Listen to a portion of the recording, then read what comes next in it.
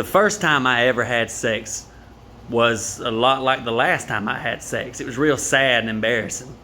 Now, I guess technically this would be the second time because the first time my mom walked in on us and it was just traumatizing for everybody involved. But thank God she did because my Uncle Danny was an alcoholic and I don't know how far he was about to go. My first consensual sex was with this girl named Jackie. She was a freak.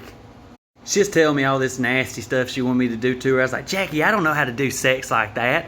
I go to church, okay? I was like, don't worry, I'll teach you. I'll tell you everything you need to do. I was like, okay. Now, I was still scared to death because I didn't know anything. I was a young and sheltered child.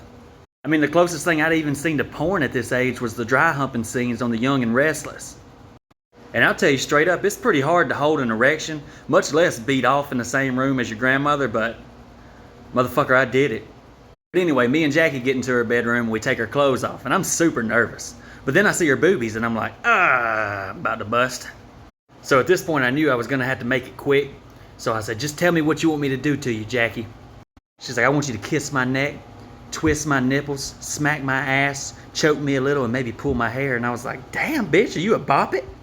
I gotta do all this at the same time? So that's what I did, and I looked like I was playing fucking pinball or something. I was just slapping shit, pulling shit.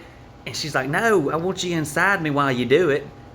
And I was just like, fuck, I done nutted on your sheets. But I didn't tell her that because it'd be embarrassing, you know? So I started freaking out and I had to act fast. So I just flipped her over on her belly and I started humping her with my thumb. That's right, I had my thumb in her. And I was just gyrating around. And she was like, damn, you're so big.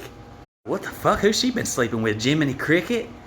But that's before I knew women lied about pretty much everything, so we did that for about 46 or 47 seconds. And she was like, hey, why don't you roll over and let me ride you? And I was like, okay. She jumped up on top of me and started grinding. And my dick was softer than mashed potatoes. I was like, girl, this is like a brand new pencil, okay? Shit is pointless. Oh, what's wrong with it? I was like, bitch, just don't feel that good. Because at this point, it's either you or me, and it's not gonna be me. She was like, oh, okay, well, maybe this'll help. And then she grabbed me by the fucking throat. And I got a little throat hole already. I can't even swallow pills that good. So I couldn't breathe and I started panicking. So I flipped over and accidentally elbowed her in the nose. She's sitting over here laying beside me, bleeding out of her nose. And I was raised by pretty much all women, so I love women. And I started crying because I was real sad about it. And she rolled over and she was like, why are you crying? And I looked her dead in the eyes and I was like, pussy ain't no good. Because I didn't want to look like more of a bitch than I already did. But then she started crying and then I felt bad again.